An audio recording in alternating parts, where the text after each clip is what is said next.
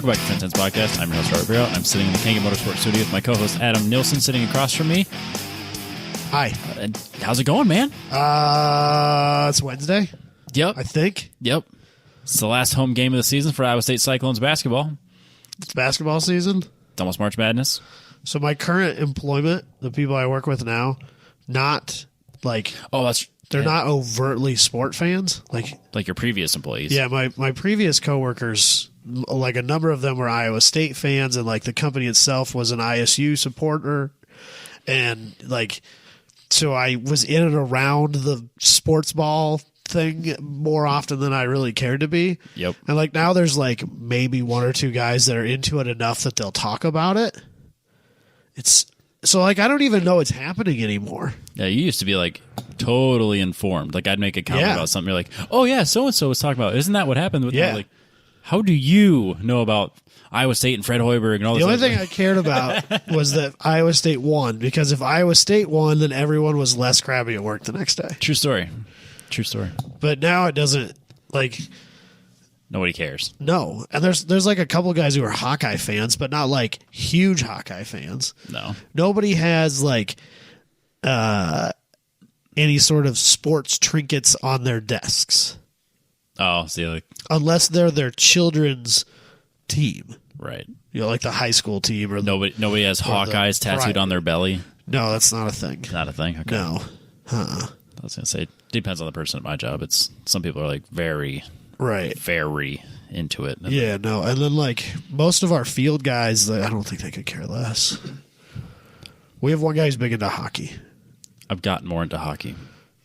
Not enough to like follow it, but I really enjoyed myself at the Iowa Wild game. We were talking about skating one day, him and I, because, you know, they're somewhat similar sports. Like in the fact that you put a thing on your foot and you go and you do a thing, right? Yeah. And like I used to play some street hockey here and there in those little rinks they had in Orange City, which is a town we grew up by, with random people.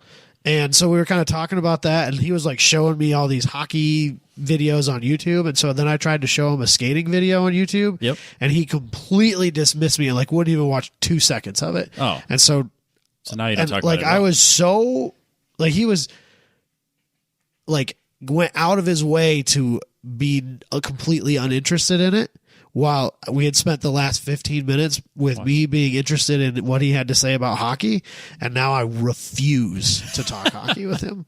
Yeah, I wouldn't either. It's been 6 months and I won't say a fucking word about it. No, that's just rude. Yeah. Like at least pretend to be interested long enough to reciprocate. Yeah. I wasn't asking for 15 minutes of your time. I was asking for 5 minutes of your time to watch a YouTube video of Chris Haffey, which is something any normal human being should be at least mildly interested in. It's at least exciting. He's the GOAT. Yeah, it's the best. He's the GOAT. I feel like that's a topic we could argue about for a long time, Adam. Yeah, but nobody who listens to this cares. So... Yeah, no, that is rude. Like, I mean, I understand, I get it. If someone's like, "Here, check this out," and you're like, "Oh God, another YouTube video." Yeah, but like that, we just spent 15 minutes talking about your shit.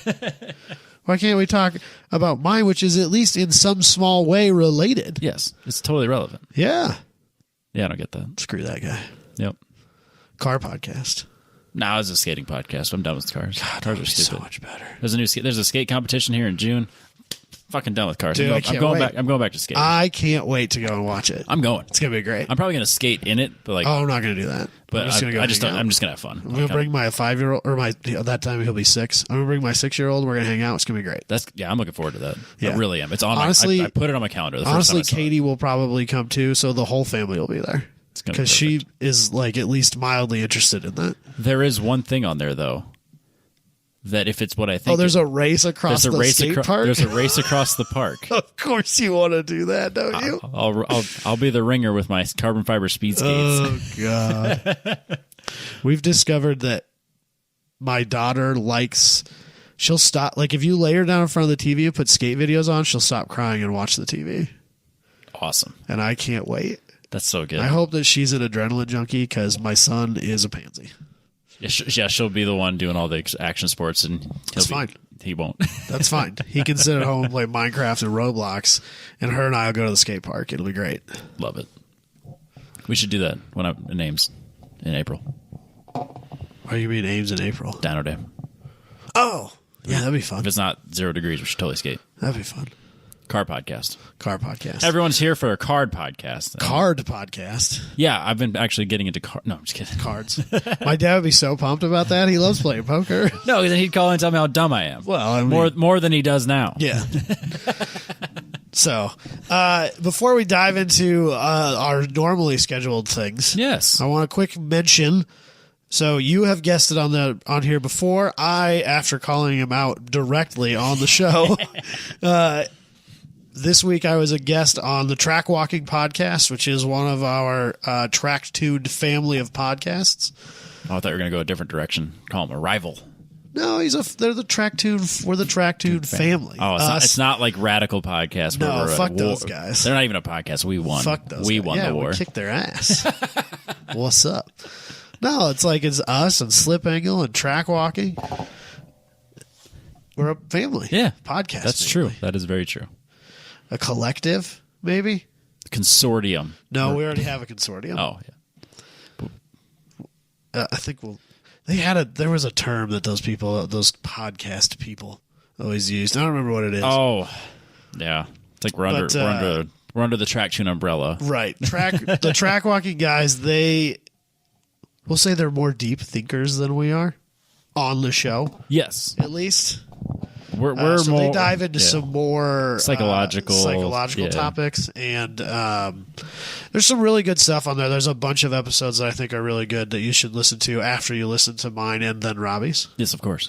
Obviously, those are the two most important highlight ones. Yes. But there's a few other good ones in there. They tackle a lot of things about like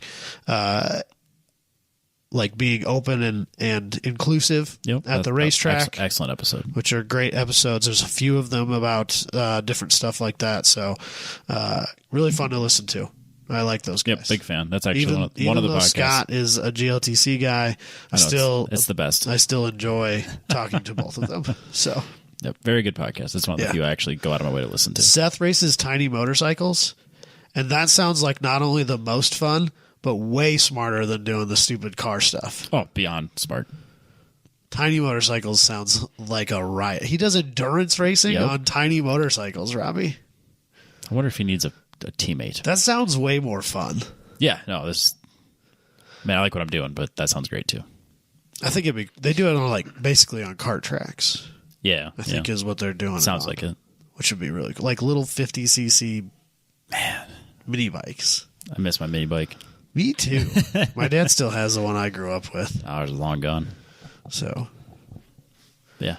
Yeah. Do you want to get into what you talk about at all, or is that just for people to find out? No, go listen to it. Go listen to it. But I really want, even if you haven't really listened to them, I want you to go and listen to that episode for sure. Yes. Because there are some points on there that if you are a driver at the racetrack, I want you to hear. Yes. That we've never really talked about that much on our show. Not in depth. I know we've mentioned stuff like that, but nothing in depth. Yeah. If you want to know what we're talking about, go listen to it. Yeah. What's the title of yours? Do you know? I think it's going to be called Dancing with Wolves of Podcasting, which apparently is what we are because we talk. It's way too long. No one says that. He's the only person that says that. Also, he's never listened to it. No, he don't know. Seth said he was kind of turned away from us by the fact that our shows are so long. Oh, we've been told to keep it long since forever. I know, but I do think they kind of get long. They get very long. I don't know. We'll just cut it off from now on. Get to an hour and just we're done with it. See you next week, guys. Yep, bye. God, that would be funny. Plug a different podcast, then shut her down. We're according to Slip Angle, we're half done with the show, so that's fair. Track Walking Podcast, your episode's about Dancing with Wolves, and mine is I Hate Rev Europe. Yeah. So, which I feel deep down inside. Yeah, just everyone can relate to that. Oh, in so many ways. So. Oh, they're not available everywhere. They're available on Spotify. And iTunes. Is it iTunes? They're on iTunes. Okay. I know they weren't available. They're on Apple Podcasts. It's not iTunes. It's Apple Podcasts. Sorry, Apple. Yeah. I know. Yeah, I know that they weren't quite as. It might have changed, but they used to not be on some of the apps I had. Oh, okay. So Spotify might not be either. I think ours has changed, but I think people have still found us or given up on us. One or the other. Whatever. That's fine too. Yep. Track Walking Podcast. Boom. Should we open it? Yes. Way up? Or just a little bit? Let's open just a tiny little bit. Just a tip. How about that? It's not what I'm known for, Robbie. You're known for busting all the way open. Yep. All right. Well, as always, our opener is presented by Factory Fabrication, factoryfabrication.com, for all of your custom fabrication needs. So if you need furniture or rails or cages or furniture or what else? Things, everything made out of wood or metal, Booney will hook you up. Max will weld it up. It'll be great. I like that you made that comment somewhere. Oh, I was on the DMVR page. Someone was asking about where you could go to get stuff welded together, and somebody commented on there like, "Oh, go to Booney. He'll weld it up for you," or something like that. And you comment, "You mean Max?" was basically what you said, and that made me really happy. Like really, really happy. Yeah, we've definitely got to that point in my relationship with Booney that I can just like poke all the time. Oh, I was there before I really even knew him. Yes. I dove straight into that, which is kind of what I do. Yeah, I was eating dinner with him and his wife, and he realized my actual age, and he did not appreciate how young I am. Oh, as compared to him? Yeah. Oh. So I thought it was funny. I thought he knew. I don't think... you're not that I'm not that young. It's not like you're 22. I'm 26. No, I'm just kidding. I'm 33. 26. But I do tell everybody at work I'm 26. That's fair. Every year's my birthday. Like, oh, how old are you? 26. No. Wait a second. Let me do some math. He came here right out of college, but they don't know that I was older when I got out of college. There's a scene in Scrubs, one of the very first episodes, where Elliot is talking to Dr. Kelso, and she says something to the effect of, "How old do you think I am, sir?" And he goes, "Well, you had to do 4 years of medical school and 4 years of whatever the next step is." Yep, I can't remember. So I can safely assume you are at least 8. Yep, that's fair. That's where you're at, right? Exactly. So factoryfabrication.com for any of your custom fabrication needs. If you can dream it, they can build it. I hate that phrase. So that's why I use it. Cliche. I know. Booty hates it too. I know he does. That's why I use it. He for sure hates it. But also the race team that I'm a part of, they're selling shirts. Allegedly. I did one race. 2 races. But we are selling shirts. They're at cost. It's at factorfabracing.bigcartel.com. There is a hoodie, a t-shirt, a Dickies jacket, and then a Dickies windbreaker. Remind me, Robbie, because I've had at least one message where somebody's already messed this up. Remind me the jacket and the sizing rules. It's a Dickies. So the Dickies jacket's the one we're worried about here. Yeah, not the even the windbreaker's big too because it's a Dickies, but Dickies run at least a size big. Which is weird because I always size up on my sweatshirts and jackets. Yep. So if you saw the picture of me or Max or Josh. Yes. All 3 of you are kind of skinny poles. Yes. Josh is 5'11". Yeah. I'm 5'11", 160 pounds. Yeah. Josh is a little skinnier than me. Yeah. Max is roughly my size. Yeah. We're all wearing large jackets, and in case covering your ass, we are almost drowning in them. So sleeves are kind of rolled up and shit. Yep, I could comfortably wear a hoodie under my large jacket. Okay, so size down, which is not what you normally do purchasing those things. Yep, or find a Dickies sizing chart on the website, so, not this website, but a website somewhere, because a host of the Radical podcast, R.I.P. in peace. R.I.P. in peace. He ordered the wrong size. Damn. And then heard what you warned him, and then he had to hit up Booty and see if anything could be done about it. Which it could, of course. I hope so. I don't know. I didn't hear the outcome. These aren't drop shipped, so that's what get them ordered here in the next week or so if you want one. Yeah, that's what I thought. So yeah, Booney's getting them through. Get a shirt. Yeah, Booney's getting them through a friend that's printing them up. So yeah, putting an order in the middle of March. So if you want one, better hurry up. factorfabracing.bigcartel.com. So this week I want to talk about, I found this post, actually I think it was, like things you might be interested in post on Facebook. I definitely don't one follow, out of every 3 now. Right. Yeah. I don't follow this page still, even though we're going to talk about That's them. fine. That's fine. But they posted a picture of a Ferrari 250 GTO, which is kind of like one of the most expensive, rarest cars in the world. Yeah, I think a 250 GTO has sold for the most amount of money at an auction publicly.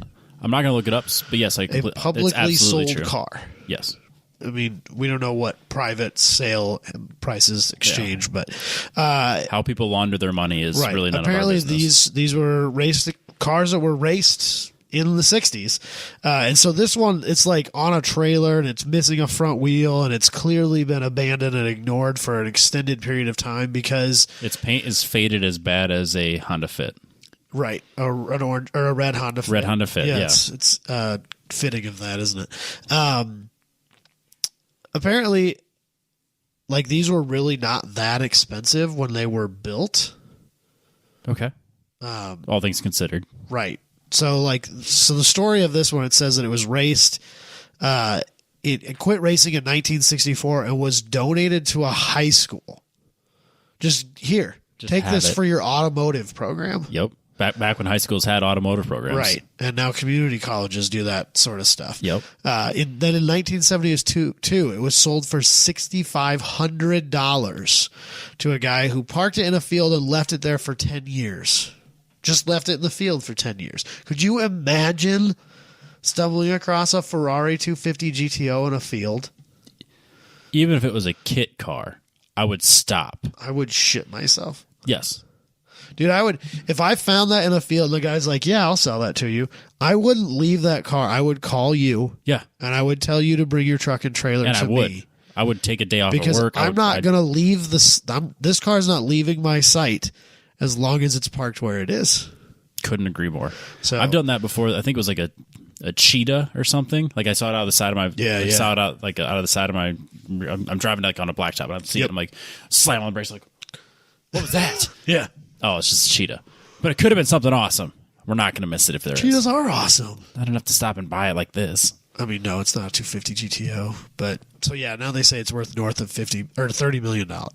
So kind of one of the things that I wanted to talk about a little bit with you is like, so I remember a few years back, DMAC, which is our local community college, was like getting rid of, or they were throwing stuff away. Yep. Cleaning out their automotive area. And one of my Facebook friends at the time was a student there. And they were throwing away a Viper V10 engine. Yep. And he posted about it on Facebook and it was just like, oh my gosh, but like the thing is that like this motor's been taken apart and put back together 100 times by 200 different people. And it's totally value. Like it's totally junk. It's not worth anything.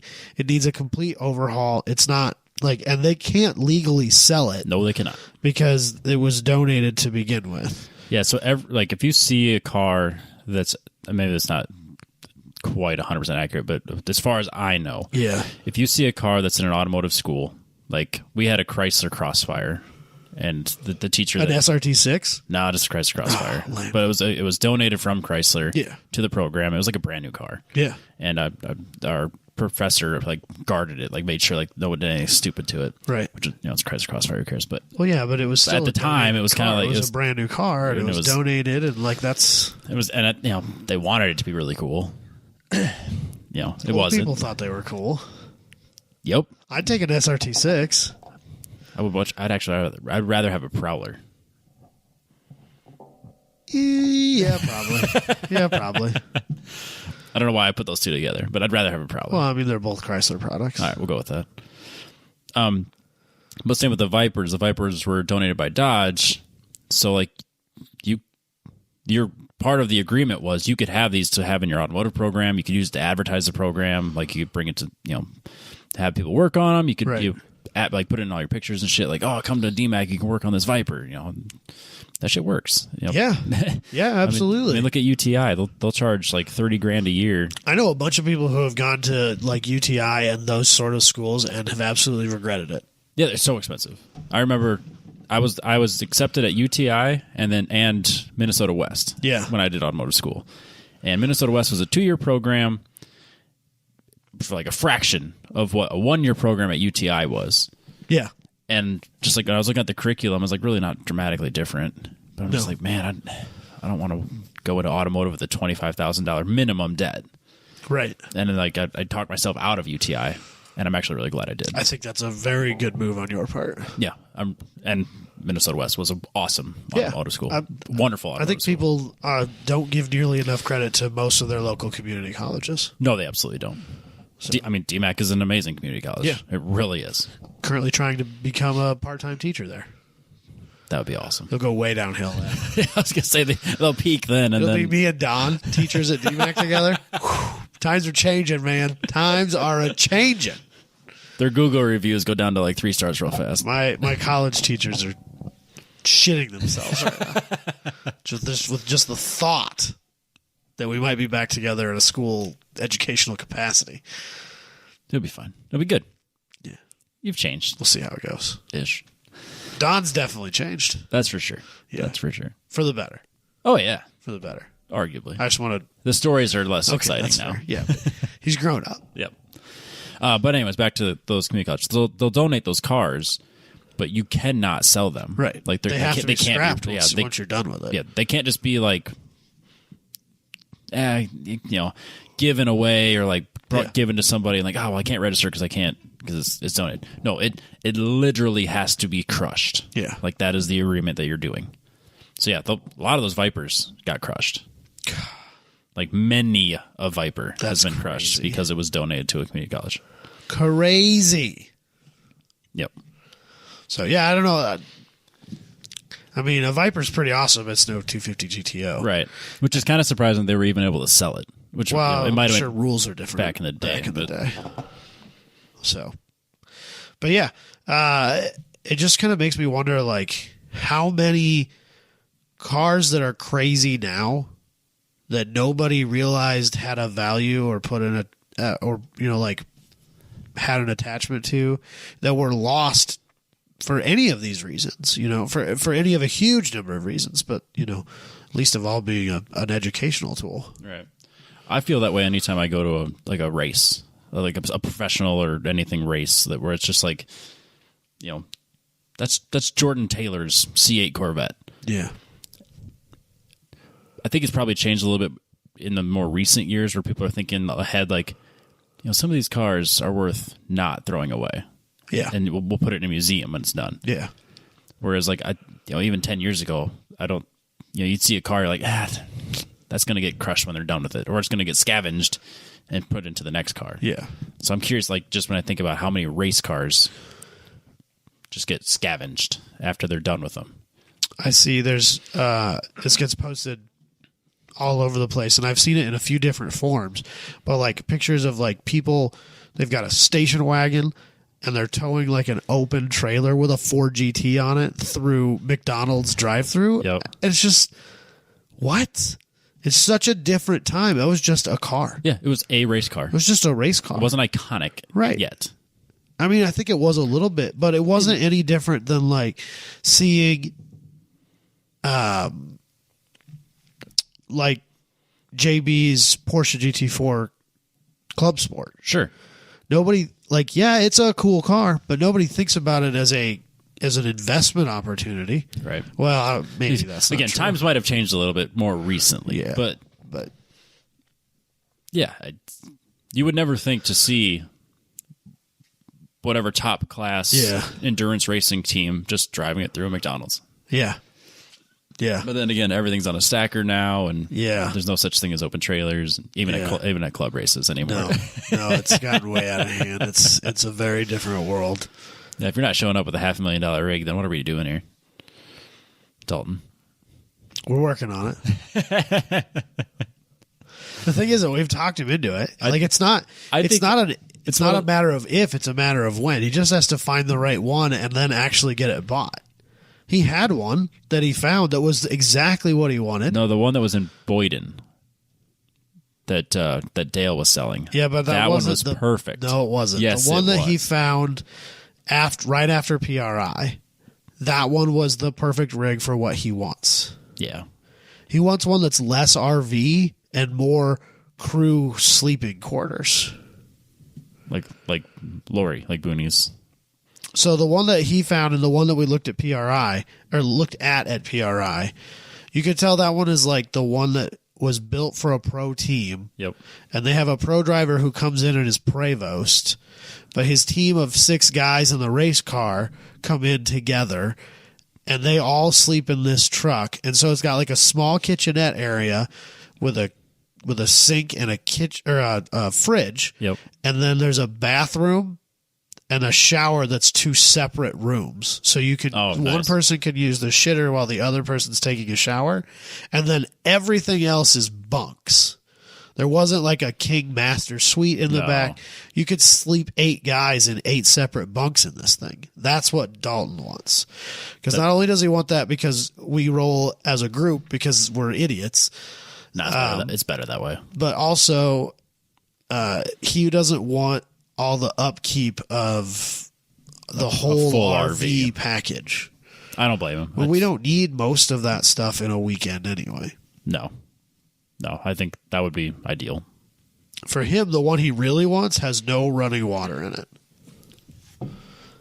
Yeah, but don't you have to register it differently then? Yeah, it has to have a shitter and a shower to be an RV. Gotcha. In Iowa. Gotcha. I think there's a few other little things. Yeah, I've never looked into it. No. That's not for me. No. So. Yeah, anyways. This Ferrari 250 GTO. I'm not even like a Ferrari guy. No, but that... And honestly... I'm not a big fan of that car. No, it's not even the best looking Ferrari. And not even close. I just pissed at least 2 people off. I don't care. I mean, it's cool. It's iconic for what it is. Yeah, but it's super awesome. And I hope there's not one actually rotting away in a field. But more surprised if there isn't, though. Oh, there's for sure there's one in Italy somewhere or some European country that is rotting away in a garage because some old guy won't let it go. Yep. Well, that's how I feel every time I drive through Indianapolis. I'm like, the number of cars, like just race cars. Yeah. That are just sitting There's somewhere. some old Indy car or parts of cars because this guy used to work for race car manufacturer here. Yep. Or like if you get down into Charlotte, North Carolina area where there's a bunch of NASCAR teams and there have been for 50 years. Yep. The bonkers shit that's in some like standing on an engine stand in somebody's garage rotting away. Or Detroit. Yeah. Prototype pieces and just wild, crazy stuff. Yep. That's crazy. Yeah. Yeah, there's somebody out there that would pay top dollar for something that someone considers junk. Yeah. Yeah. So there was, for a while, 2 blocks down the street from my grandma's house, there was a single cell garage with a Daihatsu Pantera in it. And my dad was probably one of the last people to drive that car in 1979 when he took it from the service station that my grandpa owned back to that house after changing the oil in it or something like that. Yep. And they just let it rot away. And I think the guy who owned it passed away, and his son, who's roughly my dad's age, is like some financial something or another in some city somewhere and probably hasn't been to Paulina in 30 years type thing. And who knows where the car is? It's not in the garage anymore. It's gone. Oh, shoot. Who knows what happened to it? But, it was a complete basket case by the time it finally left. But it was there up until that car was there when we started doing this podcast. Really? Yeah. It's been that recent. Jeez. It's just sitting there in Paulina, Iowa, a town of like 1,500 people, and in the northwest corner of Iowa, there's a Pantera in a garage. Oh, that's crazy. And that's not even that crazy of a car, but it's pretty crazy for Paulina, Iowa. Yep. And crazy enough to be blown away at the idea of it just rotting away. Yeah.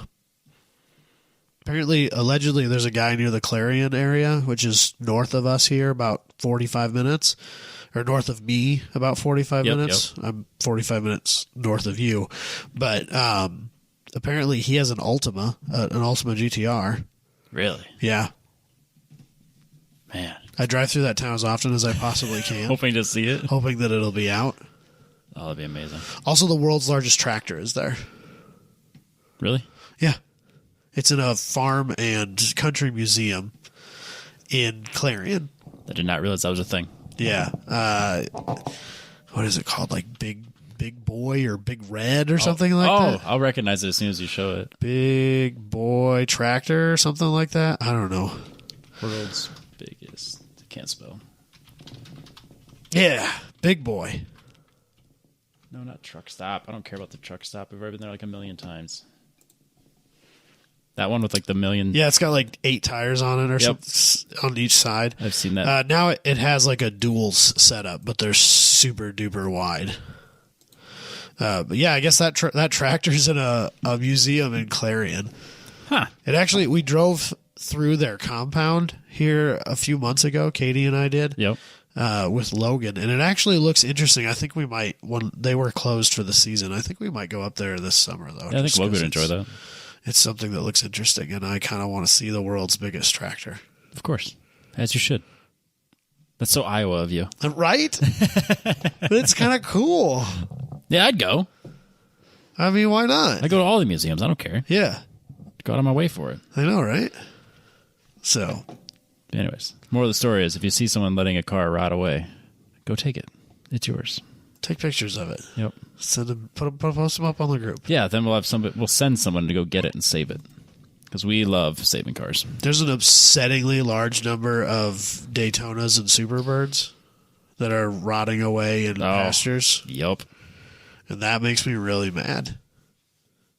Although, for some reason, like die-hard Mopar guys will let their car... They'll own 50 cars, and 30 of them will be incredibly rare and unique cars, and they will let them rot. Just rot away. They'll have $300,000 worth of cars, But and they won't have a penny, 2 pennies to rub together, but they won't sell any of them. Yep.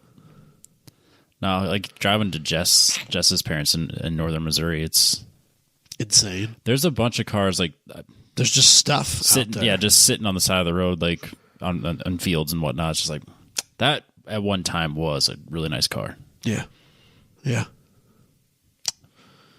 That's crazy to me. It's really upsetting. And I'm probably well on my way to being that guy because I have 2 cars that have been sitting in my driveway for years that are broken down. So like maybe I shouldn't be so judgmental of these people, but right now it still upsets me. It is as it should. I don't know. I'm the opposite. Where it's like I hate having a check engine light on the Focus for God's sakes. But it is what it is. It is what it. Yeah. So let's move on. Yeah. So we were going to talk about our schedules. We've kind of. You want to talk about this? I mean, it's sitting in front of me. It's kind of hard not to. Okay. I won something. Yeah. Which is weird. Yeah. Undeservedly so, in your words. That's the words I use, yeah. So, I missed the annual banquet because it got pushed back because of COVID. Normally we do it in December. Yep. And we're talking about the SCCA local, the DMVR SCCA. And so I missed it because we were racing in NOLA that weekend because it got pushed out. Right. And I noticed that John Haleska got the driver of the year. Yeah. And I saw that posted in the drifting because the magazine that comes out once a month. I have yet to meet him, but he seems like an incredibly fascinating individual. He's fascinating and he's funny. We should have him on the show. He's a genuinely funny. We should have him on the show because he has an insane racing history. Yep. He's done dirt track, circle track racing, sprint car racing, midgets, tons of like he's the guy we were just talking about that went through the garage or through the McDonald's drive-through with some crazy ass race car pulled behind a station wagon. Yep, that's something. Maybe not a Ford GT, but like some crazy thing. Yep. I think he's doing like Spec Miata stuff right now, club racing. But I know he's had like some wild stuff, bug-eyed sprites and stuff like that. Yep. So no, he'd be good because he's been doing the drifting is what we call the monthly newsletter. Yeah, the monthly newsletter. And he's the one that's kind of taken that over. So any of the interviews and stuff he's been doing, that's been all him. Oh, cool. So. But yeah, so I saw that he got driver of the year, and I didn't really think about it. Like I was like, okay, well, they didn't post the worker of the year or anything like that because Patrick got it last year. I didn't know we did a worker of the year. Yeah, because Patrick got it last year because he does corner working and like safety stuff. He travels all over the country because he's done Formula One. He does IMSA. Yeah. I mean, not just locally. That's what he does. Yeah, like I know another person I haven't met but have on Facebook. He was like down at Sebring for the 12-hour working corners, and I think he did COTA, and I think he's done a couple of like Formula Daytona, E races. And stuff like that, which is really cool. Yeah, because Patrick was the one that made me feel better about the fact that I called it at one time trials where I was like, I'm not going back out there. It's too wet. And he texted me and was like, yeah, this is stupid. I was like, okay, well, if Patrick says it's stupid, then I feel a lot better about this. Yeah, absolutely. But yeah, so like I went to the monthly meeting last night, and just by happen chance, Jess came with me because she wanted pizza. So we went there, and like we're doing the meeting. All of a sudden, Joyce stands up and she looks at me. I'm like, no. And she hands me this big trophy, and she's like, someone nominated you, and you were the worker of the year. And I had no idea what to say because I do not feel that I deserve to be considered the worker of the year. There's some pretty big names on here. Yeah, I mean, granted, I'm on the TT board with the rules committee. I made it to. You put a lot of effort into that. I made it to, I think, almost, was it every mid-div TT last year? I think it was. And probably most of them the year before. The year before, of course. And then, you've put in the work. Then I even did the one that I wasn't racing at or driving at. Then it's not totally unjustified. No, but I was shocked that I was even considered, let alone won it. Yeah. So, like the Struves are on here. Yep, they've been highly involved. They would have been highly involved back when they did like when it was on ESPN. They did the Des Moines Grand Prix. Yeah, they would have been highly involved in that. Dick was one of the safety truck drivers for the Rouen Des Moines Grand Prix. Yeah, Dick Struve is the reason I have the Omni. Yes. So Josh Jones, one of his old coworkers, knew Dick. Okay, and Dick and the guy who originally owned my car were like lifelong best friends, college roommates, like together through thick and thin type thing. And so the Omni was at his house because the family gave it to him to try and get it running again. Yep.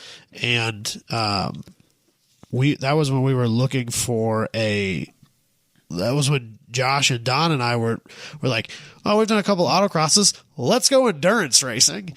And there's this caged Omni sitting here, and Josh's coworker had seen it because he was visiting Dick's house. And so Josh and I went and looked at it. And then at the time, I didn't have any money. Josh, they didn't want to sell it to us as a wheel-to-wheel car because they didn't want it to get crashed and ruined. Yep. And Josh offered them an amount of money, I don't even remember what, just to have it because he could, and they turned it down, and Dick told them, well, if you're not going to take offers that are somewhat reasonable for the car and to somebody who was going to use it for what it was intended for, then, get it out of my shop. And then fast forward, I think a year or two, and I found it on Craigslist and emailed the guy who had it, and he wasn't responding to me. So I got Dick's number from Josh and called Dick and was like, hey, do you have these guys' phone numbers? Because I want to buy this car. Yep. And that was, he's the one who helped me get it running again after I got it back. And he's another person we should do an interview with because he's a super interesting guy. Yep. Like when I went to pick up the trailer, because it used to sit at his place. Now that's right. The race trailer sits at my place. When I went to pick it up from him, we were at his house for well over an hour. Just dude, walking through his shop, bullshitting. I've spent hours there, totally lost track of time in there. He restores single cylinder pop and bang engines. Yep. And he's got a full almost like a machine shop as well as a woodworking shop, and he's a paint booth. He's got a really cool kinds of crazy stuff. Yeah, really cool personal shop. Yeah, he's got an old Fiat that was a race car. Yep. For years. What was he? He was rebuilding something. He has it's some sort of kit car that was called a Bernardi, which I think is probably what you saw. Okay. Yeah, he was in the middle of a major from the ground up, whatever it was. Yeah, and then he's got a Jeep that he uses as like a safety truck. Yep. At a lot of races and stuff like that. And he's done like chief steward at like huge races before. Road Atlanta, Sebring, like you name it, he's done it. So yeah, a super interesting guy. And he's on here 3 or 4 times. His wife's on here once. The Crafts are a name that I know. Ron Sharp. Yeah. Like there's some big names on here, Ravi. I know. That's why I don't think that my name doesn't deserve to be on there at all. But I do appreciate that. I think it's cool. People recognize it's really cool. Yeah, I'm blown away. I really that was the last thing I was expecting to have happen last night. Yeah. So I think it's neat. Yeah. Congratulations. Well, thank you very much, and we should drink out of it. I feel like that. I don't want to ruin it. It looks gross. It needs. It's just been sitting on a shelf. It needs a good shining, Robbie.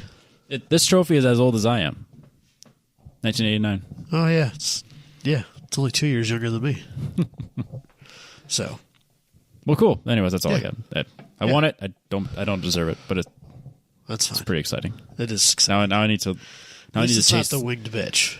That's the one I don't want. Yeah. But there is one that I do want, and that's Driver of the Year. Yeah. That's one I want to chase after eventually. But you're not driving with the SCCA right now. I know.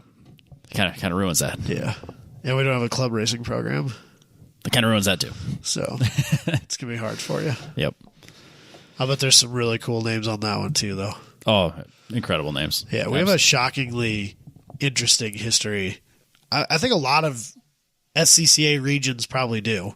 Because we're a pretty boring part of the country as far as racing is concerned. You say that, but then you kind of like look back into like the 60s and 70s. You had the Greenwood Roadway, which is one of the best race tracks in the country at the time. Yep. We ran just the down the Rouen street, Grand Prix a few times. 4 times downtown. What a cool street course. It went over the bridges that crossed the Des Moines River downtown and raced in front of our Capitol. Yep. Such a cool course. That was when club racing was it Trans Am? Anyways, it was on ESPN. Both. Yeah. We ran Trans Am there a few years, and we ran some like more club level stuff. Fucking so cool. Yeah. Yeah. Yeah, like I got like the Des Moines Grand Prix posters on my wall. Like I seriously nerd out. And we never even went to it. Never went to it. I've only watched it on YouTube because it's just one of those. It was before my time, and it's just so fucking cool. Yeah, it is really cool. That's a thing. Yep. So, but that's it. That's all. I mean, it's just incredible. So let's talk schedule. We have that's what we're going to do this week. That's our topic this week. Yeah, if you will. Yep. So places will probably be, places will definitely be, places will probably not show up at, but we're going to talk about it anyway. We got to put it out there so that people can berate us when we don't do it or when we do other things. Yeah. So I still don't have a set in stone schedule as to exactly what I'm going to do this year. We'll just go theoretical then. So yeah, I like it. All right, we can start with mine since mine's pretty rock solid. Obviously, I'm running WRL's GTU class schedule with Booney and Tractor Fab Racing. Not a full WRL schedule, or else you wouldn't be here right now because we'd be at Barber. You'd be getting ready to go to Barber. Yep. So obviously, I went to NOLA. Barber is, if you're listening to this, has already happened. Yep. Mid Ohio, I'm not going to that. So the GTU class is going. Sucks for you. I'm pretty excited about the races that we're going to, though. I know, but it sucks. Mid Ohio's like the one that you're not doing that I wish you were. Mid-O it's on the list that I need to get to. Mid Ohio is a magical place. So is Road America, though. I like Mid Ohio better. I can't say anything about it because I've never been. As a spectator, Mid Ohio is really, really good. I believe that. I don't question that for a second. Not as a driver, I can't even comment on that. But and I think honestly that as a driver, Mid Ohio is probably more fun. I can see that. Because it's a wild track. It is. As a spectator, it's really hard to get better than Mid Ohio. It was a very, very accessible track that's very, very cool. Yep, I'll get there eventually. Yeah, I'm sure you will. I'm already shocked at the number of tracks I've made it to already. So. Yeah, you got a pretty good list, honestly, for sure. But the races I will be at will be in May 6th through the 8th. We'll be at Road America.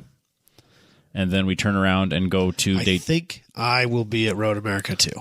A decent number of people that we either through the podcast Right, 'cause it's or our local, closest will be there. Right. So that'll be a lot of fun if you're in the. I'm hoping to mic up and be in your ear bothering you the whole time. It's gonna be great. Yeah, if you want to be crew chief, that'd be great. That is exactly what I want to do. Yeah, that'd be helpful. Very helpful. I know. We'll turn right around in June 10th through and 11th. We will be in Daytona for the Not gonna go to Daytona. for the 14-hour. I think I actually get to do the fly-in, arrive, and drive.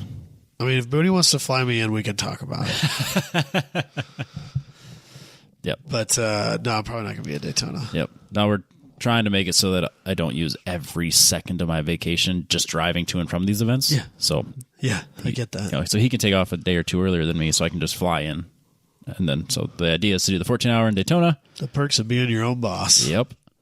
The next one for me will be August 5 through the 7th. I will be at High Plains. No Road Atlanta either? No Road Atlanta. Man. And Why do they hate you? I don't know.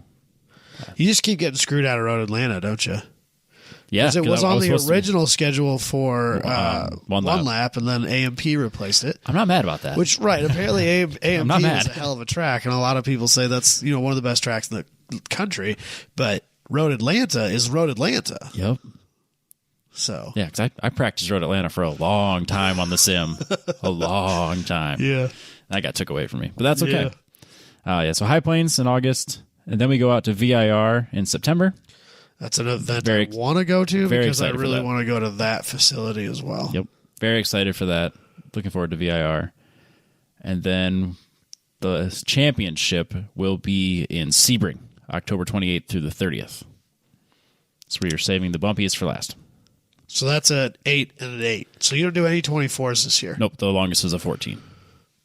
Okay, that's kind of a bum deal. Yeah, there's no 24s this year. Oh, even if for like the full schedule, Yep, there's no nope, 24s. nope. Interesting. Most That most surprises of me. most of them are 8s and 8s. Yeah, I think as so like we got Road Atlanta's a 9 and a 7, Daytona's a 14. Everything else looks like it's an 8 and an 8. So as I think as a normal weekend, an 8 and an 8 is probably a little bit easier to manage. Yes, I'm sure. Like I don't think I would want to do every event as a 24.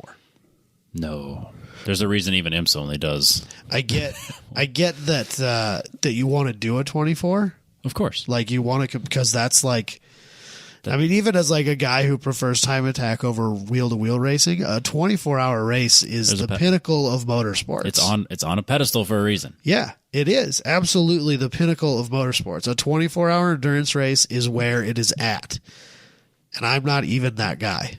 Yep. But I wouldn't want to do them every week. I think 8-hour races are like the right mixture of not too long but not too short.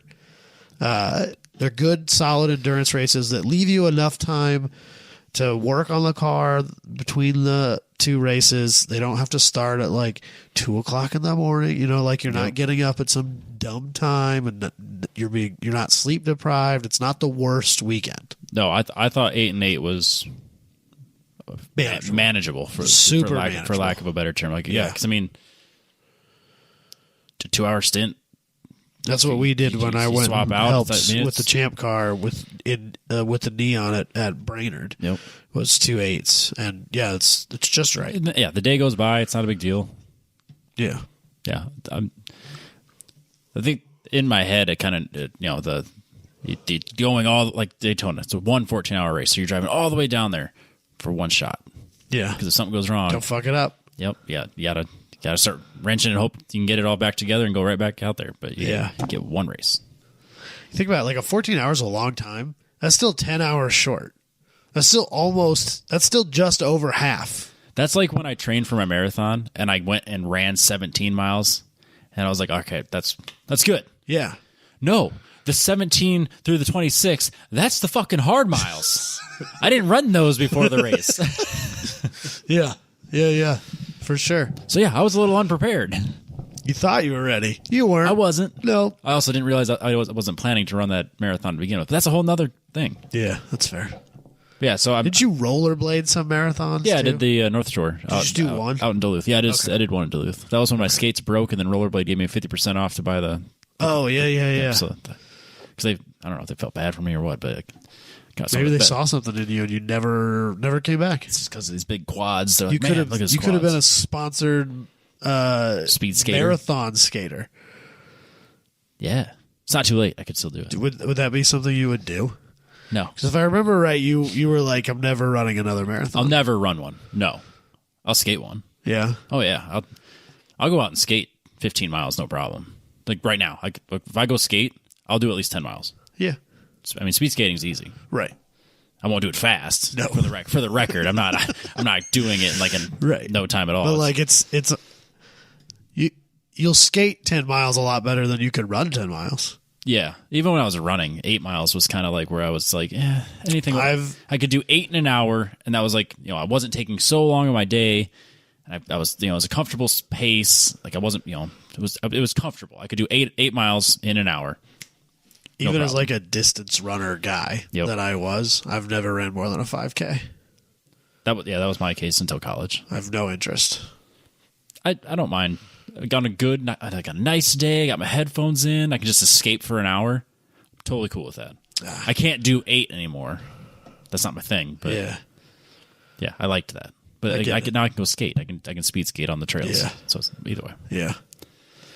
Yeah, that's about enough of my non-racing stuff. Yeah. So basically, my entire non-racing carbs. Yeah. Whatever. They're all that way. Fuck them. Yeah. So that's basically all of my schedule that I will be at. Because obviously there's maybe one Gridlife event I'm going to hope that you show up at. We'll get there. So yeah, that's me. WRL is my main focus this year. Obviously, weird. I don't think anybody saw that coming.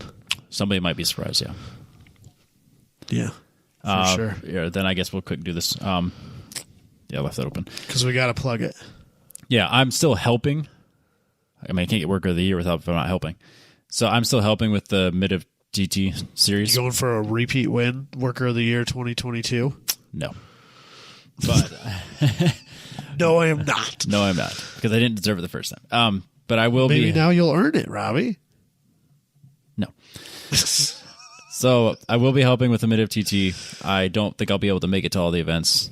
In fact, probably won't be making most of them. But if you are part of the time trials group and you want to be doing time trials and you don't want, and you either I mean, if you don't have $1 million, you're not going to Gridlife.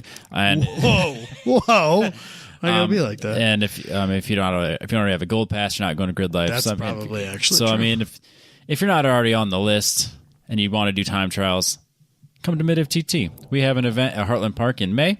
Also, that'd be a great practice for when you want to practice for Gridlife when they're there later in the year for the championship. So May 21 and 22, Heartland Park. June 4 and 5 is Ozarks.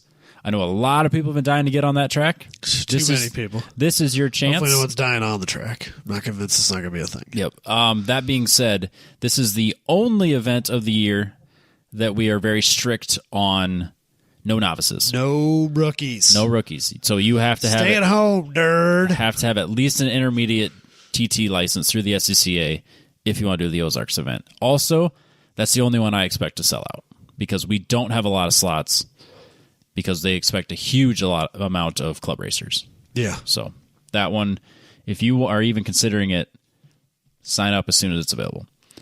Then July 2nd and 3rd is Brainerd, which is, I think it's still tentative, but I'm pretty sure that's much towards a confirmed at this point. Set in stone. Yep. July 23 and 24 is Worldwide Technology Raceway in St. Louis. August 13 is Hastings. And then October 15 is the championship at Raceway Park of the Midlands, which I should be at helping. But that's also like right before the championship at Sebring. So, my schedule's kind of jacked.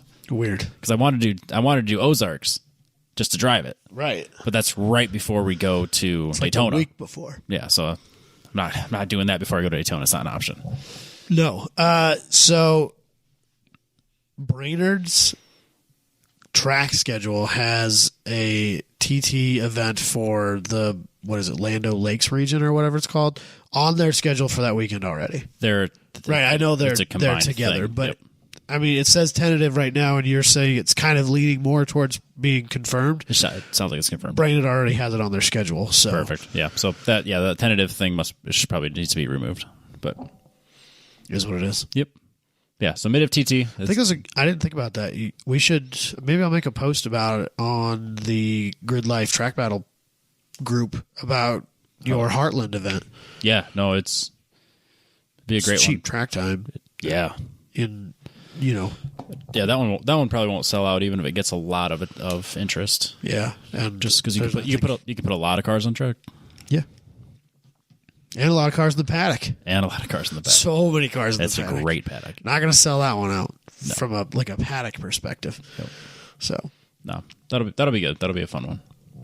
Yeah, mid of TT. If you have any questions though, like about classing, or if you really do want to get into it and don't know where to start, reach out. Shoot me a message either on Instagram, Facebook, over the group, whatever. I'll point you in the right direction. Worldwide Technology Raceway, isn't that St. Louis? Yeah, I thought we were never going back there. I thought we weren't either, but they decided that they do want us back there. So, okay. The club racers pushed us out. They decided to change their mind. Did the vintage thing not pan out for them? It did not. Weird. I'm shocked. Weird. I don't think anybody knows about that publicly. Yeah. Either way, they now. I don't know. They replaced us with vintage racers, and then they decided to invite us back next year. So whatever. Weird. Yeah. But if you want to go to St. Louis, July 23 and 24, we are back. All right. So that's it for mid of TT. Yeah. Where do you want to go? Gridlife? I don't care. You're in charge of the show. I'm just here to add color commentary. I'm just hanging. Annoy people. No, that's my job. I just run the video, man. I don't know anything about podcasting. Hit the buttons. I mean, that's mostly true. Yeah, I don't know what buttons to hit. It's better. It's better not to know. Yeah, that's probably true. Gridlife events. I am not sure if I am going to be involved in any of the live streams, all of the live streams, some of the live streams, none of the live. I don't know. Sure. Okay. Because everybody knows how chill Adam Jabay is, and it's impossible to get a straight answer out of him. And honestly, I haven't really asked him at this point because he's so busy, and I feel like a dick bothering him about it. I mean, you got some time, but I don't think you were planning on going to AMP.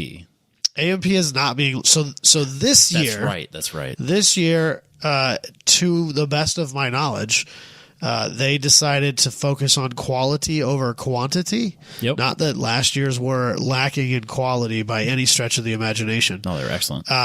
But so they're not going to do every round like we did last year. They were just going to focus on the ones that,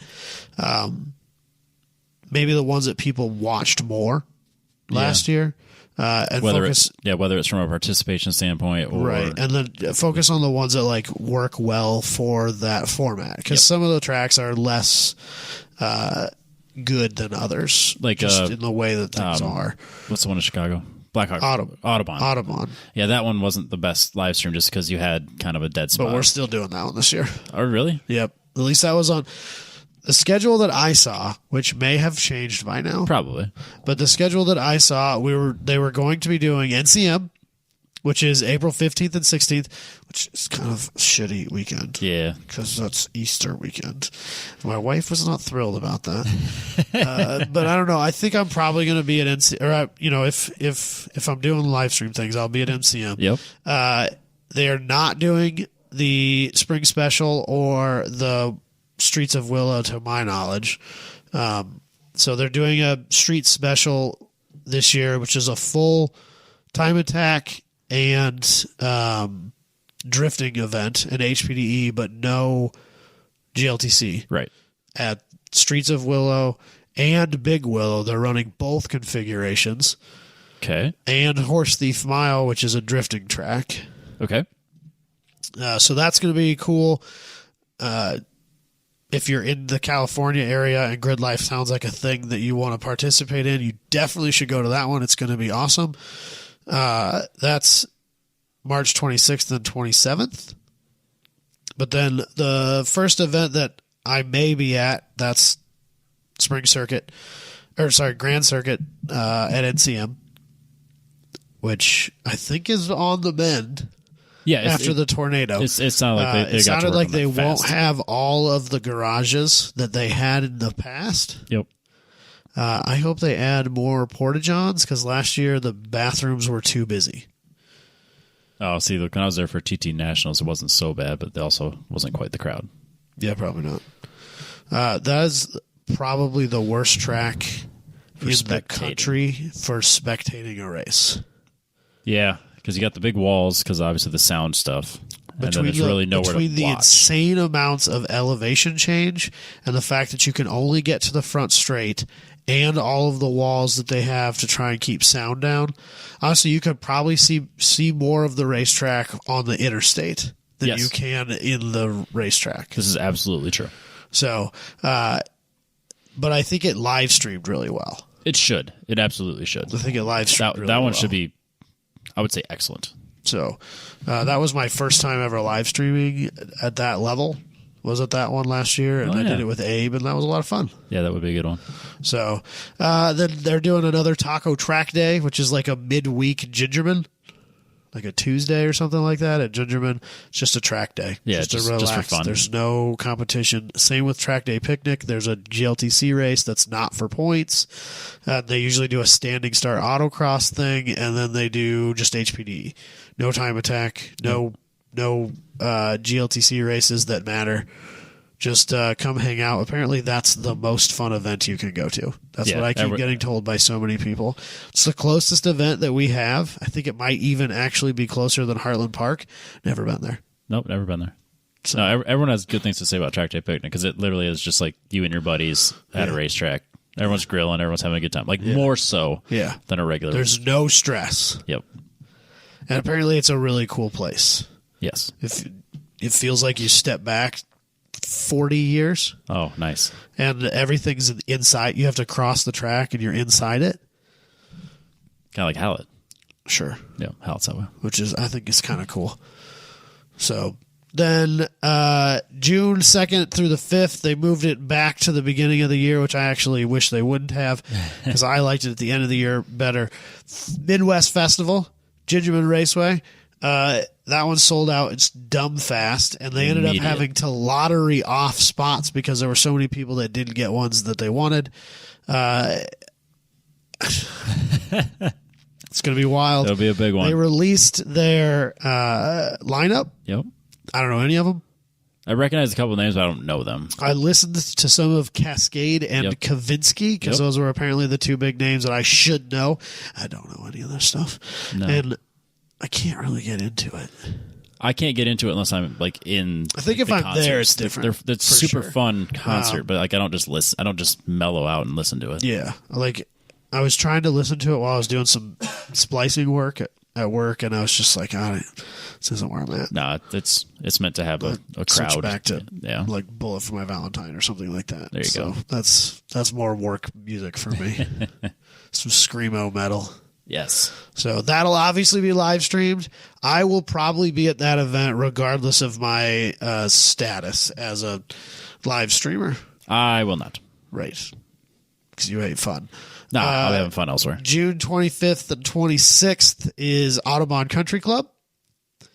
That one I think is going to be live streamed again this year. I will probably be at that one regardless as well, just because I don't have to take any time off of work to go there. Yep. So I'll probably go to that one as long as there's people I want to hang out with there. I don't know for sure about that, but we'll see. Yeah. That one's an interesting time. Again, that's a track that's not good for spectators. So don't come to that one if you want to watch a race. Right. It's a bad place to watch a race. Yeah. No, I remember that one on the live stream from last year. Yeah. So then I'm not going to New Jersey. That's just good advice. Yeah, just in general, not going to New Jersey. But they'll be out there June 22nd to the 24th. That's a new track for us for Gridlife. That'll be cool. I'm not going to that one though. Is there GLTC at that one? Yeah, probably. Okay, I don't know. I can't remember. I remember when I don't know why there wouldn't be. I knew when the schedule came out which ones had GLTC and which ones didn't. I think that all of them do except Willow. I thought all of them did. Do they?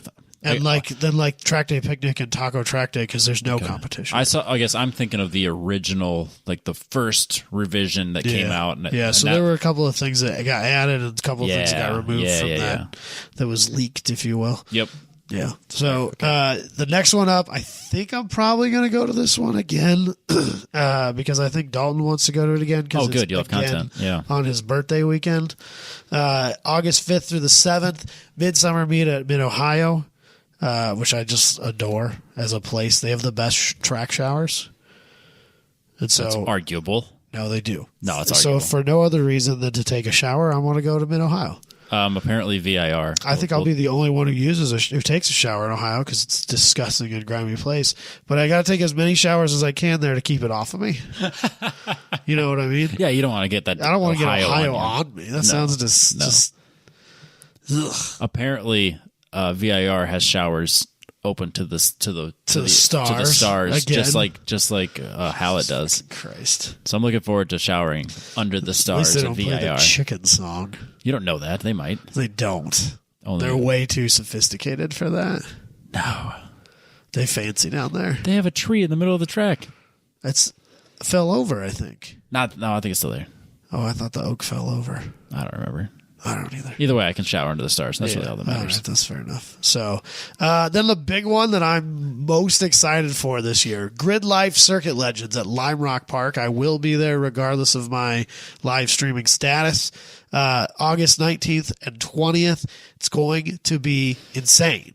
Yes, I really wish I could make it to that one. So basically what my understanding of it is that it has a festival level budget. Yep. But instead of using the money to bring in artists, they're using the money to bring in race cars. And what they basically want to build is like a so Monterey has a there's the concourse and all that shit, but then they have an event at Laguna Seca, and they bring in a bunch of crazy historic cars from like the 60s and 70s and even into the 80s a little bit. Gridlife wants to build an event that's kind of like that, but for the cars that we saw growing up. So like maybe just tail of the late 80s, 90s, early 2000s mainly. Yeah, that'll be super fun. And so like, Adam's even asked us give him a list of a few cars that we would like to see. I've given him a couple of the like time attack cars that I would love to see there that have kind of been retired. I went through and tried to find a list of a few more of them. A bunch of them that I really wanted to see there are cars that don't exist anymore. They've been dismantled and tore apart. See, like I was talking about earlier, like they're iconic to you, but now they only so like there was a Subaru ran by a team called GST that was like a two-door 2.5 RS. They call them an L. I don't know exactly what that means.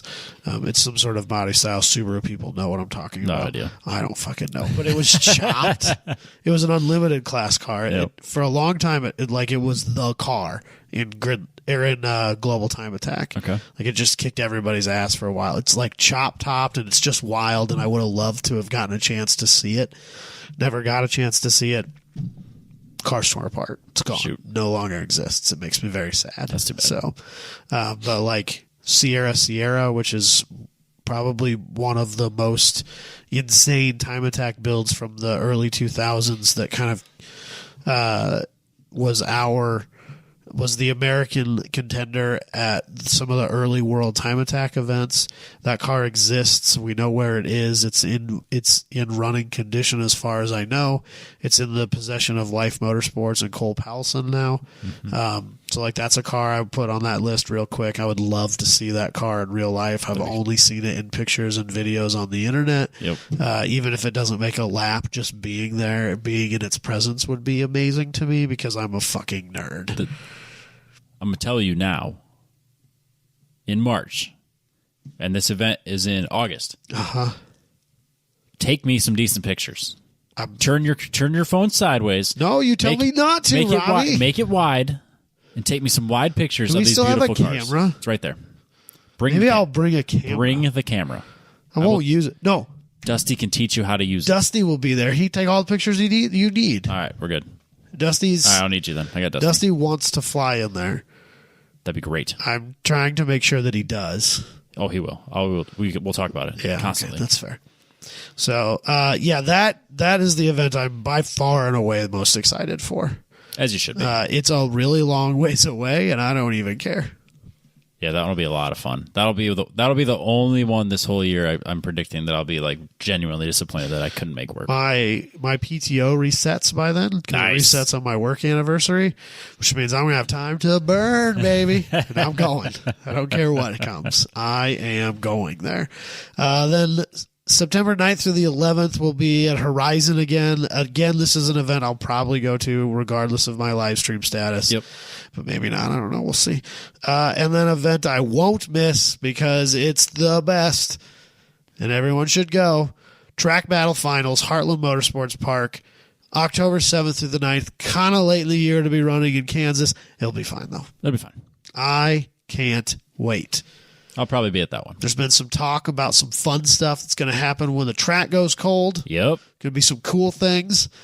If there's some drag racing going on there, I'm going to try and get my dad to bring the Tempest. It's going to be great. It's going to be perfect. That might be the only time I drive the Z all year. If I drive. But you should bring the NPO1. That'd be great. It'd be a good shakedown right before Sebring. Yeah, there you go. Everybody wins. Yeah. I like it. I like it a lot. I think that would draw a crowd there. Oh, yeah. Seeing that car because it's cray-cray. Yep. So I know that it doesn't seem that crazy when you go to a WRL event. There's 12 of them there, they're all but there, there's never been one at a Gridlife event. So that seems the perfect time it's for Joe something Booney to bring it. interesting. Yeah. Build some Factor Fab followers. Hopefully a couple people are followed by then. Yeah. Well, I mean, maybe we'll get some more, I'm saying. That'd be great. Yeah. Could sell merch. Advertising. Yeah. Marketing things. Yep. So, supposedly we're doing a live stream there. We kind of have to because it's the Finals. finals. Can you imagine? Last year it got shut down because It's across the street from a it's military literally across the airport. street from a U.S. Air Force base, and so we were not allowed to fly drones. And I don't know if they found a way around that or if we're not doing drones. I thought they had a way around that. It just didn't pan out last year. Yeah, I don't know. So, but yeah, we're live streaming that one. Hopefully, I'm involved in it. It'll be awesome. great. Yep, that'll be good. That'll be a fun one. So, if you want to come hang out, that's going to be the best one to do it at. So even if I don't drive and I can't use vacation, like if I don't have vacation to bring, Yeah, that's when you can drive down. I can just drive down and like, hang yeah, out. you'll miss the first day, but who cares? Yeah, so we'll figure it out.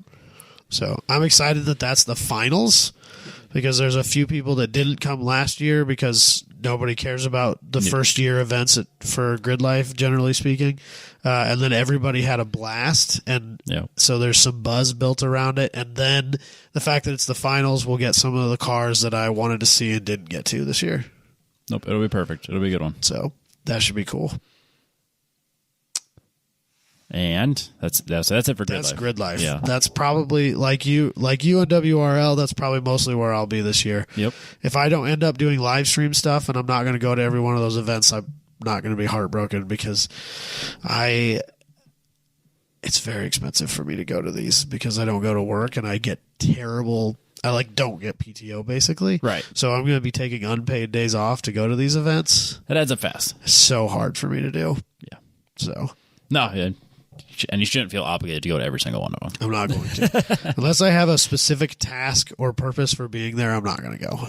Don't blame to me. most of them. Yep. There's a few of them that I want to go just to attend and be a fan. Yeah, because at the end of the day, I'm still the biggest Time Attack fan nerd there is, and I still feel this need to go, and I still hate myself when I miss out and something cool happens. Which it will every time. Right. Actually, there's not an insignificant part of me that wishes I didn't do the live stream stuff when I was at those events because I love watching racing and I don't get to do that as a live streamer. Oh, yeah, you think oh yeah, we're watching. No, I'm not. No. I'm working it the whole time. I'm doing something, and I love standing on a corner and watching cars go by. It's literally one of my favorite things in the world. To just stand at places around racetracks and watch cars go by. I get it. So, and I don't get to do that when I'm live streaming. Yeah. So, yeah, I think the Lime Rock Park one will be one of the best ones to watch that. That'll be so much fun. So cool. So much fun. So I think that used to be a Formula. Is that the one that used to be the Formula One track, or is that? No. I can't think of it now. No, someone's streaming at The other one that's over there. Yeah, Watkins Glen. Watkins Glen. Yeah, that's yeah. That's the one that used to be a Formula One track. Yeah. Okay. Apparently, Skip Barber is partial Highly owner involved, or something like that of Lime Rock now, and so that's weird because he's Skip Barber. He'll probably be there. Oh, he's definitely going to be there. I'll probably shake his hand. So I think that'll be cool because he has ties to a lot of the cars that I like, a lot of the real full-fledged race cars, not like the silly time attack cars, right. but like some of these Trans Am and Grand Am cars that I think would be cool to see there. He has ties to those people. He can actually make it happen. He can make it happen. Yeah. You know, so that should be cool. I'm really excited for that event. It's going to be off the hook. Off the hook. Yeah. Jimmy was Jimmy. Jimmy was Jimmy. All right. And then one last thing I want to talk about, because I have a reason I wanted to talk about this. Beyond the fact that there's like 4 people who listen to this show that this affects specifically. That's fine. This is our show. We have our solo schedule out, our DMVR autocross schedule. It's a little bit lacking right now. There's 5 events. It is what it is. 3 Adventureland events, which is interesting. We usually only get 2 there because that is our local theme park, amusement park, and they changed ownership. So there was obviously there wasn't any confirmed case of it, but like instantly people are like, oh shit, are we done there now? We just lost that. Because it got sold to a corporation that owns a bunch of these. Yep. And so did we just lose out because it used to be owned by a local family and now it's owned by some mega amusement corporation? Apparently they're still letting us race there. So we've got 3 events there and only 1 event at Eddyville, which is a drag track that's got like a weird thing at the end that we use to autocross. Yep. But they're talking about maybe acquiring new sites. Yep, new sites around Des Moines. Around the Des Moines area. And if we could get some sites around the Des Moines area that don't require me to drive as far, I might actually pull the car out of retirement and come racing. That'd be great. So I own all the parts. I've looked at the car a couple of times here recently. Last time I tried to get into my garage, the door was frozen shut. So I can't get in there right now because Iowa sucks. You can get it now. Well, maybe today, because it was 70, but then tomorrow it's supposed to be fucking 30 degrees and snowing again because we live in Iowa.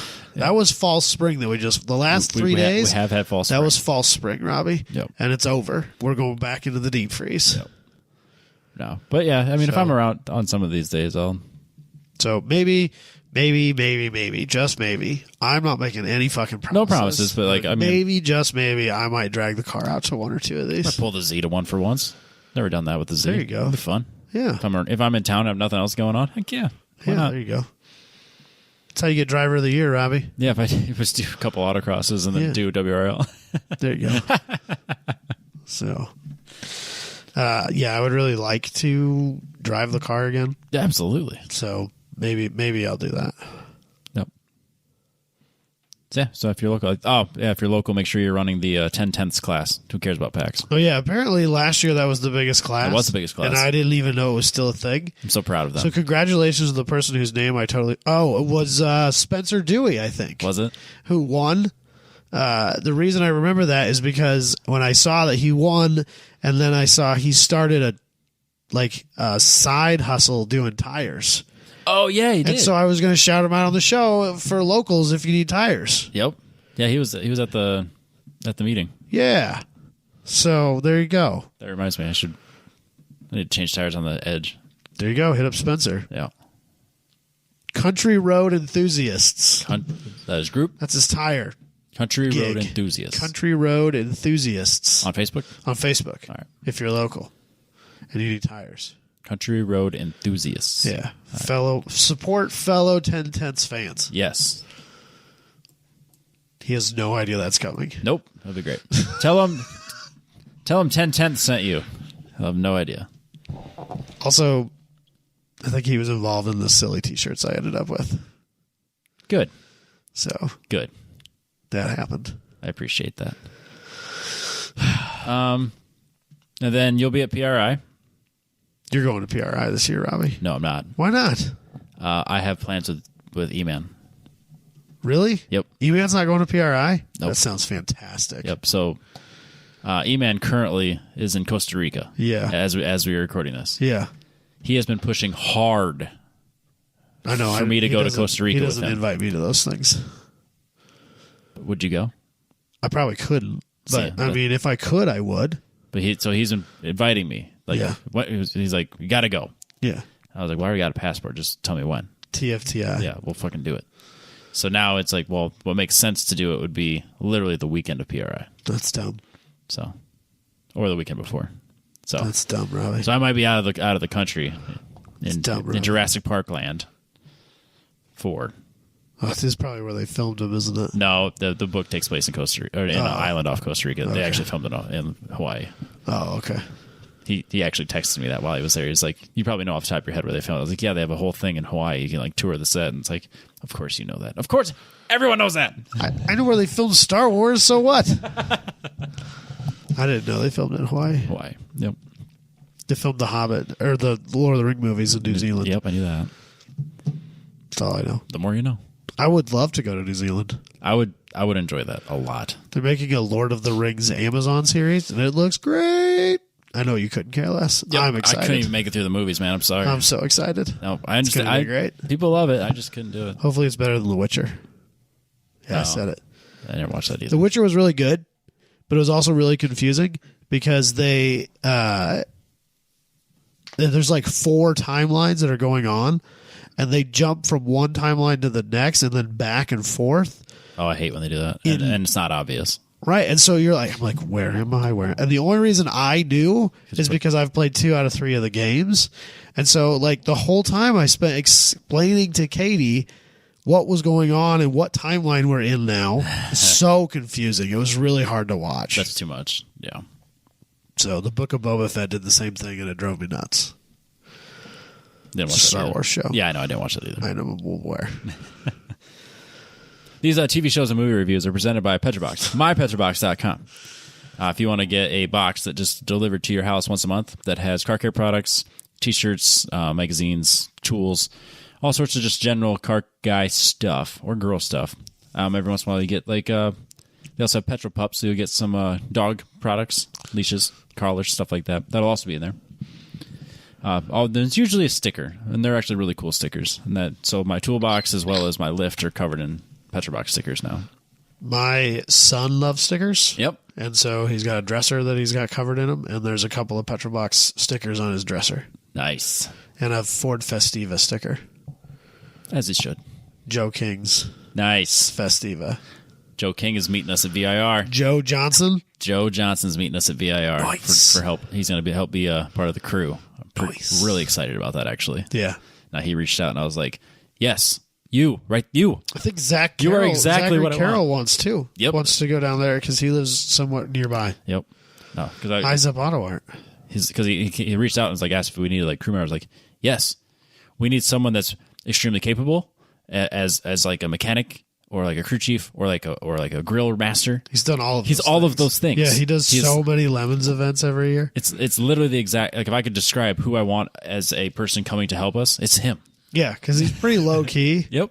Like he might have a drink or two, but he's not pee on partying your trailer. Yeah. So I don't blame him for you and your friends. B, that was Jabay. Yes, your friends. No, you can't blame that on me. That was Jabay. But Technically, anyway, those are his friends. Those are Joe's. Tommy is Joe's fault. you know what he said? He goes, so don't bring Tommy. Got it. Yeah, I won't get to see Tommy this year. He's got the hookup on the sex swing, man. You got to like him a little bit. No one has no clue what you're talking about. That's like so out of context. That's fine. People are like, oh, yeah, sex swing, Robbie. Yeah, that tracks. That's not even me. That doesn't. That tracks. That's fine. Adam, we don't kink shame. I'm not kink shaming. Just whatever, man. Scott had some comments about you. Is it on the show? I can't remember. I'll be mad if it's not on the show. If he's going to say something, it better be public. Rude if it's not. You heard me, Scott. But yeah, if you want to get a automotive focused box with all sorts of cool goodies delivered to your house once a month, use the code TTP15 to get 15% off your first box. Then you can just keep signed up and it keeps showing up. You get cool shirts. Half the shirts I wear are Petrobox shirts. I actually wore my Prime sunglasses today when I was driving home from work. I have that hat. I wore that when it's cold.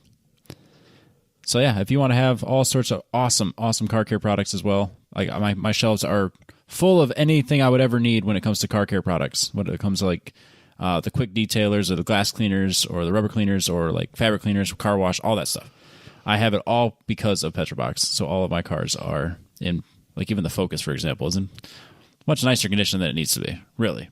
But I have all the stuff, and I take care of it. It's good to take care of it. I take care of it. Somebody is, because it didn't get taken care of in my possession. Because someone made a comment about, are you going to wax that thing? I was like, well, I'm gonna use the shampoo that has the wax in it, because I already have it from Petrobox. Yeah, if you want to have the shampoo with the wax in it already, mypetrobox.com. Use the code TGP15. And if you're just scrolling through the store on the website and you see a few things that you like, you're like, I don't know if I'm going to get this in a box, just order them on the store. The 50% off code is still good. mypetrobox.com. Boom.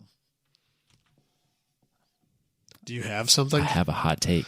I need to start writing these things down because I'm like, oh, that'd be a great hot take, and then I can't ever remember them. I know. Okay, hit me, Robbie. All right. Red Foreman. Red Foreman. That 70s show. That 70s show is the best TV dad in all of history. Man, you can't just hit me like that. I mean, you're probably right. I mean, because everyone talks about Bob Saget, rest in peace, as America's dad. Full House. Full House. Yep. I won't disagree with that. I think he played a great, wholesome American dad. Yeah. That's not what I'm after, though. Red Foreman is the pinnacle. He's the real dad of American dads.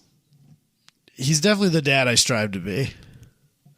Are you going to yell at your son and slightly less abusive, but still. He's not abusive. I definitely want to be on his level of grouchy, though. Yes. That's where I do want to be in life. Everyone is a dumbass. Well, I mean... And he's right. He's not wrong. You kind of hit me on this. I know. This is one I thought was a good one, but at the same time, I didn't really watch that much that 70s show either. I started watching it with Jess. She's like, "This is a stupid stoner show. I don't want to watch this." And I love stupid stoner shows. Yeah. I don't smoke weed. Never have. Right, don't like. But that's why we love Grind. But I love stupid stoner shows. Yeah, it's just my movies. And stuff like that. It's not part of the lifestyle. It is what it is. Yeah. But she's like, "I don't want to watch this." Well, too bad. We're gonna watch it. And then that's fair. And then she started watching it without me because she thought it was freaking hilarious. That's because it is hilarious. And because Red Foreman. That bitch, though. How dare she? Watch it without me? Yeah. I've seen it plenty of times. Yeah, but you can't do that, Robbie. No, it's all good. It's a couples thing. Nah, it's cool. It's fine. There's other shows that I want to watch chronologically. We started Cobra Kai, and I won't let her watch that without me. It's a continuation of the Karate Kid. I know, I'm joking. Oh, okay. By the way, the movie's terrible. I'm not disagreeing with you. I'm offending a lot of people. I'm not so much about the Red Foreman thing. I really don't think I'm offending anyone with that. The thing with Cobra Kai is that, like, it's so obvious that they're trying to make you hate this character, and then they're going to switch him. Oh. Like, you can see, there's moments where you can see that he's, like, not the bad guy, and then there's other moments where he's, like, really, like, over the top the bad guy, and you can tell that they're trying to make you hate him, and then next season they're going to slowly pull that back and then turn him into the guy that you like, and it's like, I can see what is happening from a mile away. Yeah. But Katie buys into it, hook, line, and sinker. Oh, that reminds me. Speaking of that type of show, The OC. Did you ever watch that on Fox? Not a single episode. The dad, played by what's his name, Peter Gallagher. Okay. His character, great TV dad. Not Red Foreman level, but a great TV dad. I thought that was like a reality show. No. You're thinking The Hills, or like, The Hills is a reality show. No, the OC was. Oh. Or you're thinking like real. What's that called? Real World. You're thinking Real World. I don't know. Off MTV. I have no idea. Jersey Shore, that type of shit. No, the OC was like a melodrama for like teenagers and shit. Oh. It came out about the time that we were in high school. Oh, I didn't watch that at all. Yes, I'm aware. I'm a super nerd for watching it. But We had one TV in my house, so we watched what my dad wanted to watch. That's what we watched. So we watched terrible Western movies and reruns of Stargate, SG-1. That's good though. That's fine. I liked SG-1. It's a good show. Stargate's a good show. Now I'm like trying to think of like TV dads, like Homer Simpson, not on that level. Peter Griffin, not on that level. I haven't watched that much of The Simpsons. That's gonna offend some people, I suppose. Yeah, probably. Fuck them. I watched it when I was younger. I stopped watching it as I got older. That's fair. All the shows that I watch, they don't really have a TV dad. Like Boy Meets World. It wasn't so much the dad. That was the teacher. It was the teacher. Yeah. Feeney was Feeney was the father figure. Was the American teacher, principal, whatever you want, like fatherly figure. Right. I still go back to Red Foreman is the greatest character in all of TV dads. I don't know. I don't have an argument for that. I know. I was hoping you would, but I kind of sprung it on you. Well, and then like most of my shows that I watch don't really have the TV dad. No. I mean, I guess there's a father, or there's a dad, a significant character that is a dad in Psych, which is one of the shows I adore. Okay. Is one of the shows that's on my annual rewatch list. Yep. I mean, it's Scrubs, but you didn't have. But there's a dad in there, but he's only in there like 2 or 3 episodes. Yep. And then Dr. Cox would be like is the father figure. Yep. And he's definitely like if you would count that. He could go toe to toe with Red all day long and destroy him. No, Red Foreman is a better TV dad. No way, dude. Dr. Cox is a great character. Hilarious in every way. So good. Red Foreman is one step better. Yeah, probably. I don't know. I haven't watched that. That 70s show was a casual rewatch. Or was like a casual rerun watch for me. Yeah. No. Like, it was on TV and it was the best I found. I'm tired of flipping through the channels and I don't have the guide. The guide. Back in the day when you needed the guide. Yeah. Who has cable now? Nobody. Where can you watch that 70s show? It was on Netflix for a while. It's not anymore. I'm not sure where it's at now. Probably on like Peacock or... Well, I have Peacock, so it's not on that. I'm not sure what that is. Paramount, probably? Yeah, maybe. Paramount or HBO? I don't have Paramount. I don't have HBO. No, all I have is Amazon and Peacock and Hulu. And it's not on Hulu. Yeah. I got rid of Netflix. Did you? Yeah. They upped their price. They did. And that was the final straw for Jess. Yeah, I think I might do it too. Because she was like, do you want to keep it? And I was like, the only reason I would keep it is for Drive to Survive, and I can just watch that elsewhere. So forget it. I told Katie that we need to probably just start rotating them. Yep. No, I bought Peacock to watch the IndyCar race last weekend. Yeah. And then, like when I told Jess I did that, I was like, hey, if you want to watch Peacock, we have premium now. She's like, well, I don't want to have that many streaming services. And I was like, well, that's fine. Well, what don't we watch? Well, I can't get rid of Amazon because we use it for shipping. It pays for itself. Yeah. I like Hulu. I got the cheap ones. It's like $6 a month. Yeah, and that's then, what we do. And then Netflix, like literally as we were having this conversation, the next day Netflix upped their price. And just like, well, that Netflix is out. How much is it now? I don't know. I didn't ask. It's too much. It was like, I want to say it was like 12. So whatever they bumped it up above 12. Yeah, it's too much. Whatever it is. Because they've bumped it up multiple times since Jess has had it. Because I've never actually had a Netflix account. Yeah, I don't know what. I can't remember what they bumped it up to. But yeah, it was enough for Jess to say, yeah, forget that. I don't know who pays for my Netflix. It just works. Well, I don't know if I'm paying. It's $15.49 a month now. Okay. I don't know if I'm paying for that, or if Katie's mom's paying for that, or who's paying for that. I don't know. I know that we have a system worked out with a few different people.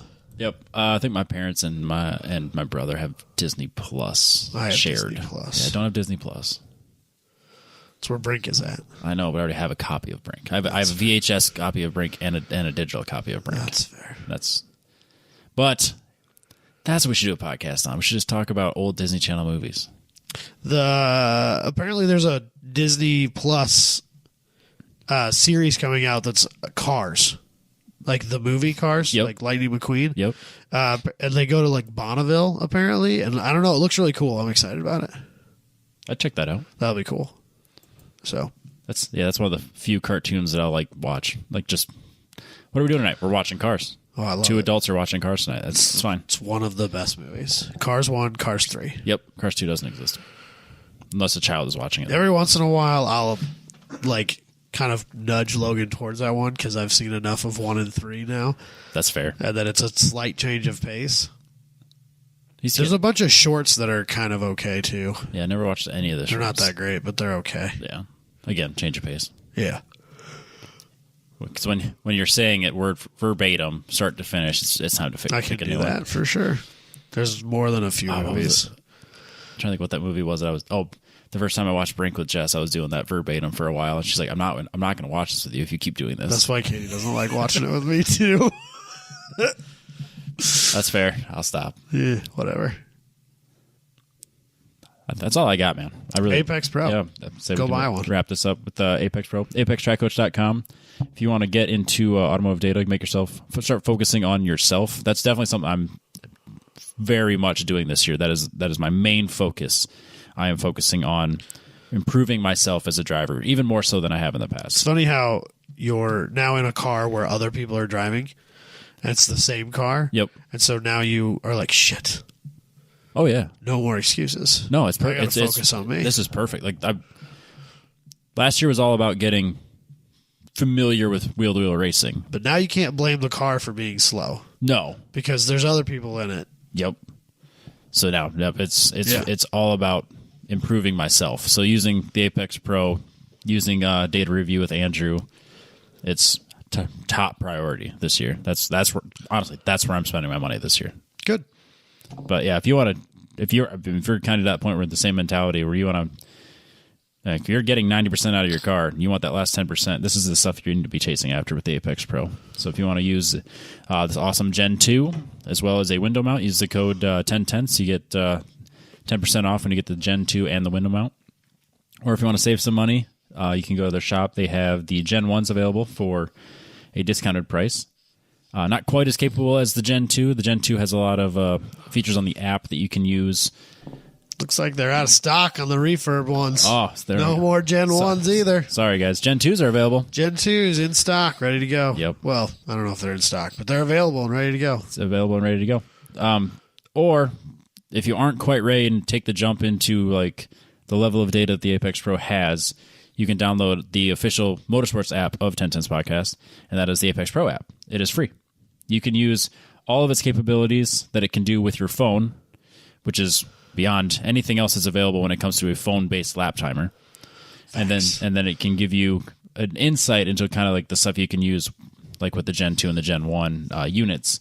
Obviously, it won't be quite as capable, but it actually will give you a surprisingly high amount of data for a free app.